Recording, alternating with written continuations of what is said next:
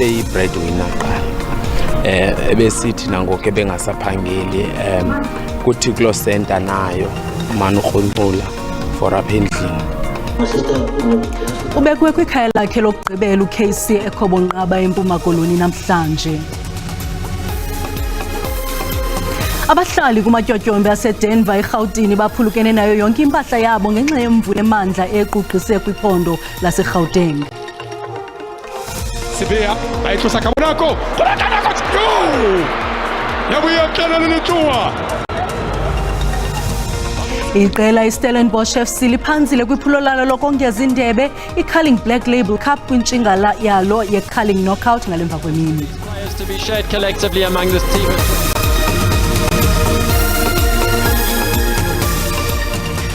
Molweni kulo nyaka omtshama wethu samkele nababukeli kwijelo iDTT. Ndinethemba lokubani ungene kakuhle, ndininqwenelela unyaka oyokozela intsikelelo nakuvimba wangokuhlwanje. Owayesakuba ngumsasazi kwinkqubo yasemva kwemini umthobeli KC August uhlonitshiwe ngegalelo lakhe elimandla ekuvuseleleni icandelo lezosasazo kunomathotholo. UKC ungcwatywe ekhayeni lakhe Adelaide eMpuma Koloni namhlanje, uswelekele endlini yakhe eRhawutini kwiveki ephelileyo. Ilizwi likaKC nelaziwa kumaza omoya kungoku nje soze liphinde livakale. UKC wonwabise abancinci nabadala kwinkqubo yakhe. Ebekwayindoda exabise ikhaya. Ukumka kwakhe kushiye usapho oludandathekile. Ebeyi-breadwinner qala ebesithi nangoku ebengasaphangeli kuthi kuloo center nayo umane urhonkqula for apha endlini.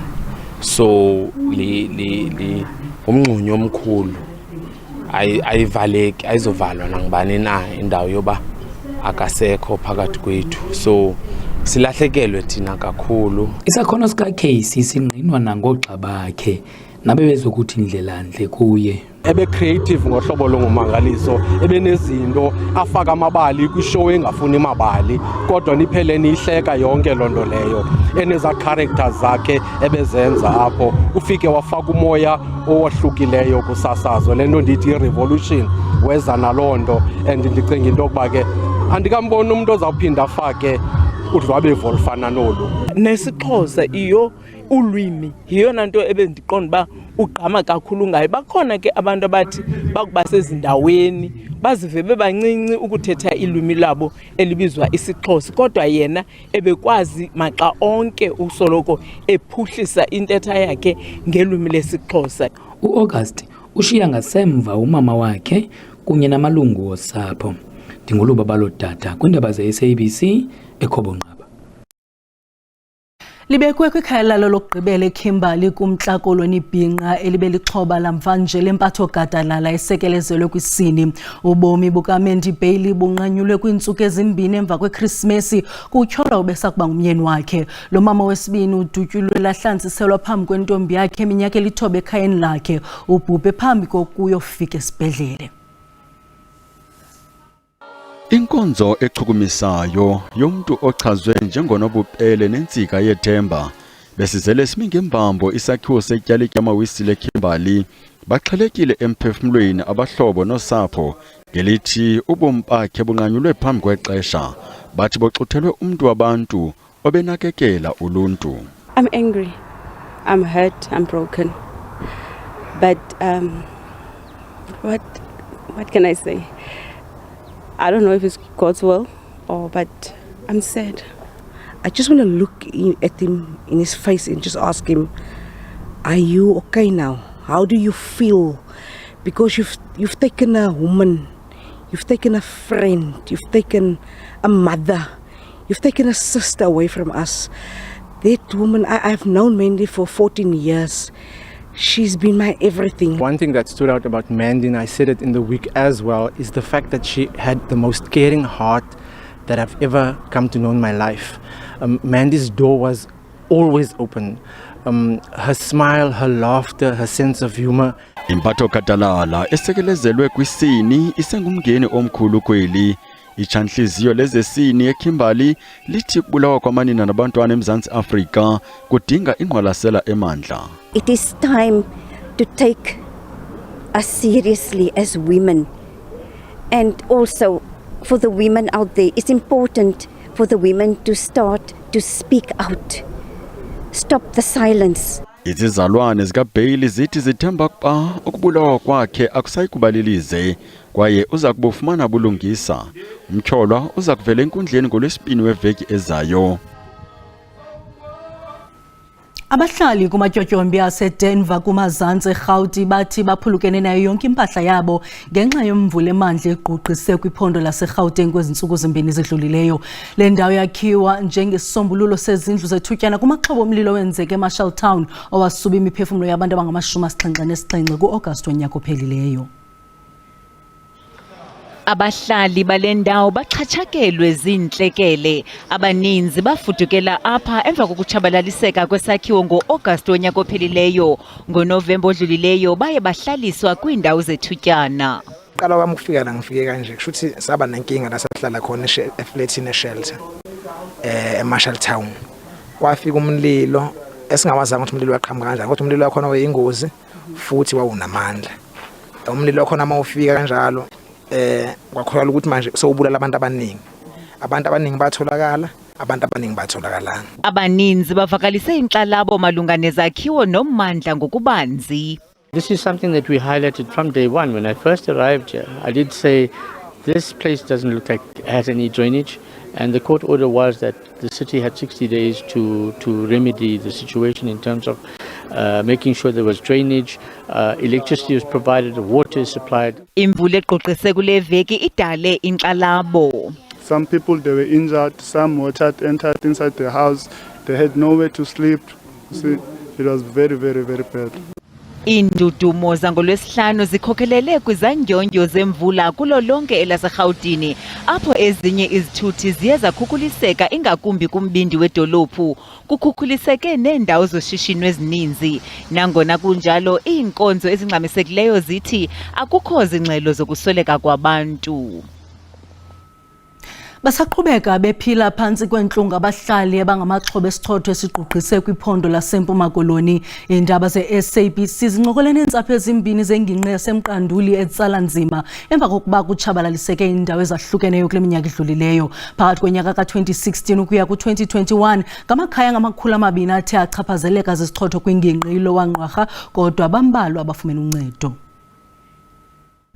Undikho Mpokophi noneminyaka e-76 wadilikelwa ngumzi wakhe kwinkanyamba eyathwaxa lelali ngo-2016. Waye wahlala emzini de wakwazi ukufumana uncedo ngokulungiselelwa iqhenge elashiyekayo. Uhlala apha nabantwana abali-11. Ndaphucaza uphetha ke ngoku yakwale ndlu kuba sibuye sizohlala apha. Sehlala sithe sisahleli njalo yabuya inkanyamba yesibini yancotha uphahla kulandlu sendibethele izinki yamka kwayona ngoku kwasheka le sabaleka futhi sawuqharha. Umpokophi akaboni kwaye kwemka nendlu yangasese nto leyo yenza kube nzima ukuya endle. UNontembeko Kwadiso oneminyaka engama-45 uhlala kwindlu enentanda ngenxa yenkanyamba akaphangeli. Uthi akanawo amandla okuphucula imeko abaphila phantsi kwayo. Sihlala sinexhala xa sihleli apha endlini ngoba inalo nethanda kwayona. Kwafika umntu wazofota zange sifumane kwanto. Ikomiti yewadi yasekuhlaleni ithi kudala bebika lomba kwabasemagonyeni kodwa akukho ncedo lude luziswe. Xesha ke ngoku ke sisalindileyo ngoba simane sizifake ireports. U-disaster emane sitsho njalo into yobana yonke into ihambisile. Ngoku into ephixi ngekhona ikwa-human settlement. Iinzame zokuxhumana nesebe lokuhlaliswa koluntu khange zibe yimpumelelo. NdinguNomzwanele Mngoma kwiindaba ze-SABC eLowa-Ngqwarha. Xa sibuye evenkileni, iingcali zokhuselo kwezobuchwepheshe zilumkisa abafuna imisebenzi ukuba baqaphele kanobomi xa bephendula kwiintengiso zemisebenzi. Kodwa kuqala masithume umntwana evenkileni.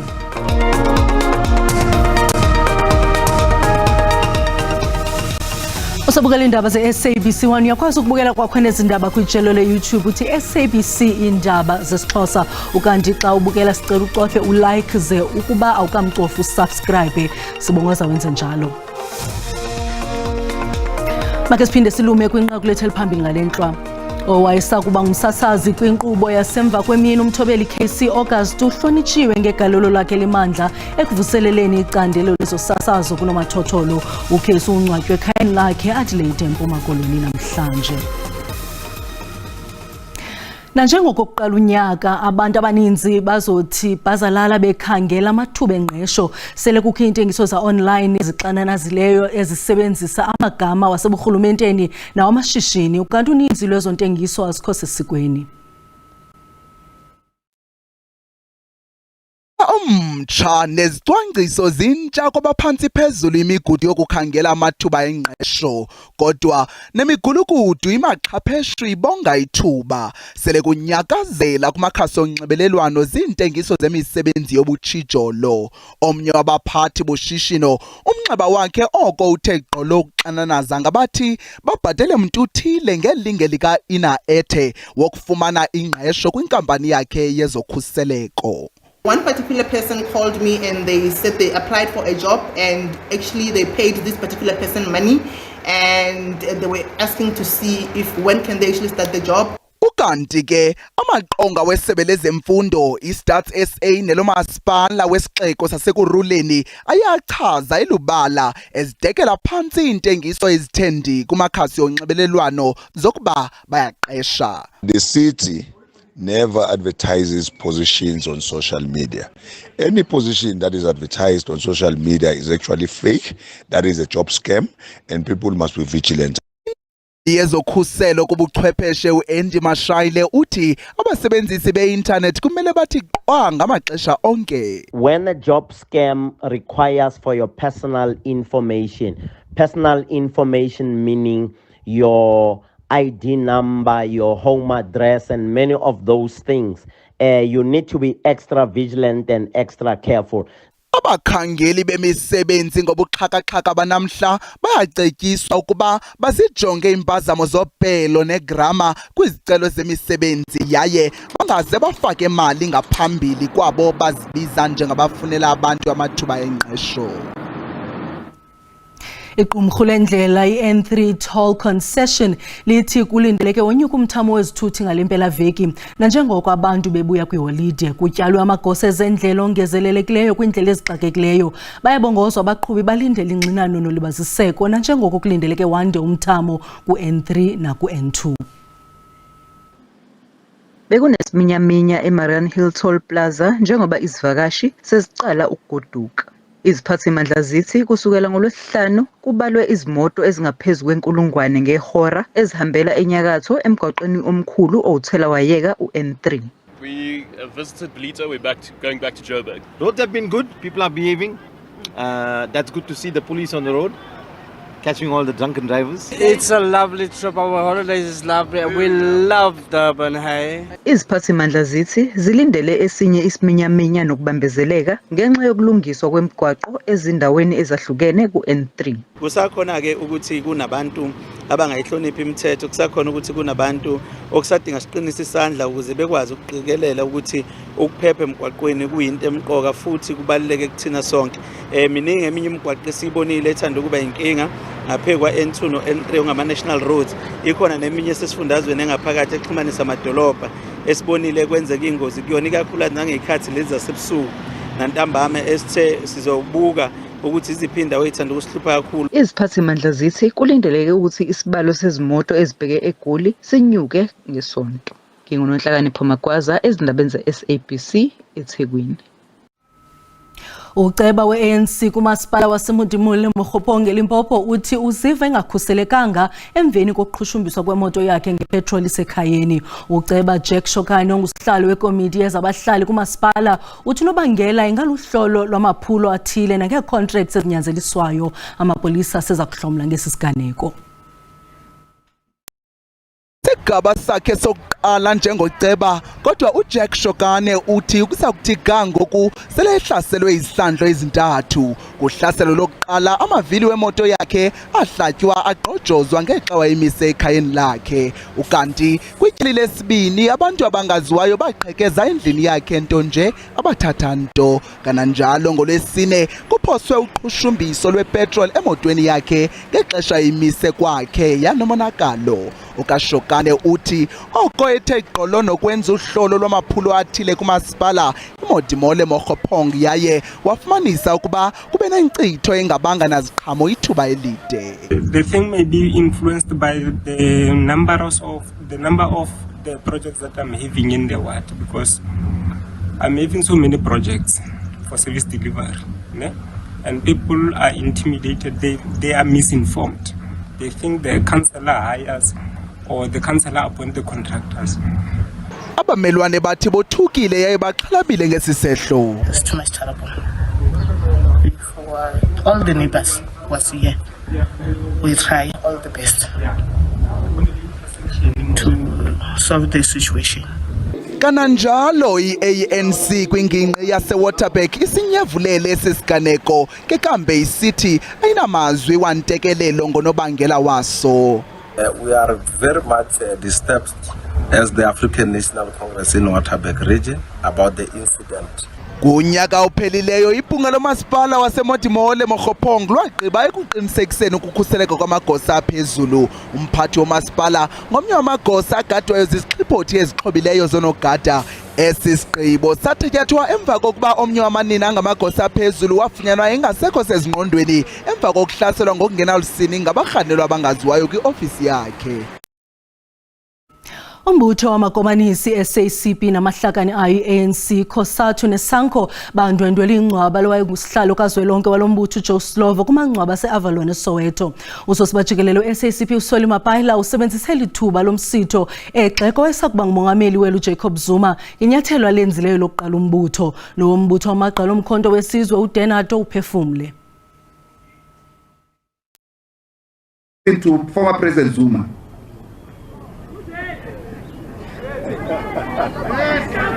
President Zuma, we fought for him as the Communist Party to be president when we thought wrong things were being done against him. And he became president not only of the ANC but of the country. There is the former president going out on December 16 when we are supposed to be really commemorating that date of the formation of Umkhonto weSizwe, to really be disingenuous, opportunistic, in the sense that he really knows this is not about saving the ANC. It is only about himself, the problems that he's mired in. That's what he's trying to solve.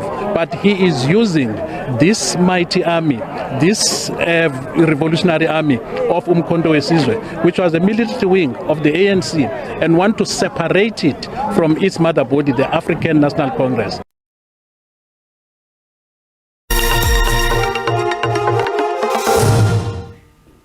Iqela iStellenbosch FC liphanzile kwiphulo lalo lokongeza indebe iCarling Black Label Cup kwintshinga yalo yeCarling Knockout ngalemva kwemini kumdlalo wefinal obubanjelo kwibali Peter Mukaba ePolokwane.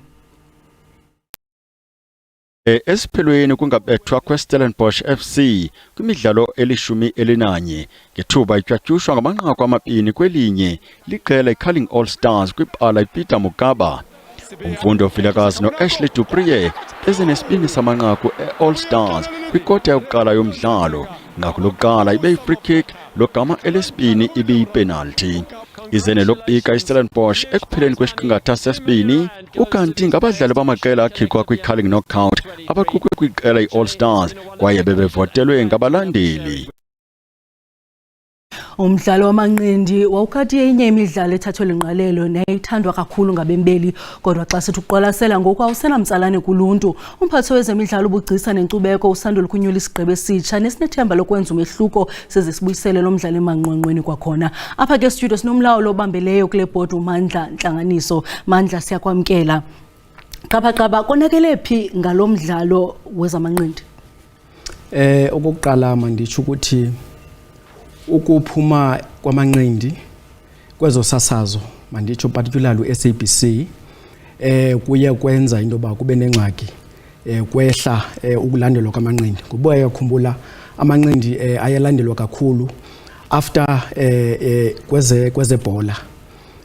Kwenzeka into ba ngoku sizame into ba umdlalo wamanqindi ubuyele ebalandeleni ngoba SABC udlala eyona ndima enkulu ekuthi abantu balandele. Kuba yakhumbula nge-early 90s umdlalo wamanqindi ubulandelwa kakhulu ngoba ubukhona konomathotholo, ubukhona komabonakude. Iintshatsheli zethu besizibona after umdlalo wezebhola qho ngecawa. Yilonto ke yenze into ba umdlalo wethu lona uye wehle ngokomgangatho. Zithini ke ngoku izicwangciso ninazo ukuphinda nibuyisele lo mdlalo kwindawo ephezulu njengemidlalo efana nesoka? Bese siqalile ke unyaka ophelileyo ukuthi sibe nento okuthiwa yi-MOU, isivumelwano nezo sasazo elisikulo ngoku SABC. Indoba umdlalo wamanqindi ubuyele ebalandeleni ngoba ke abona abalandeli baninzi ngabantu abalandela uSABC konomathotholo. uSABC ke uyamazi ukhona kuzo zonke izilwimi ezikhoyo apha eMzantsi. Ngoko ke lonto le yenza into abantu bakwazi ukuthi balandele. Nabanye ke abantu abasilandelayo abakhoyo ngaphesheya sizohlala nabo sibonisane into ba umdlalo lona wamanqindi mabuye kanjani eSouth Africa ngoba ke kuminyaka ephelileyo niyibonile iSouth Africa kuba ibinezintshatsheli ezininzi kakhulu ovuyani Bhungu, Welcome Ncitha, oDingani Thobela, oBrian Mitchell.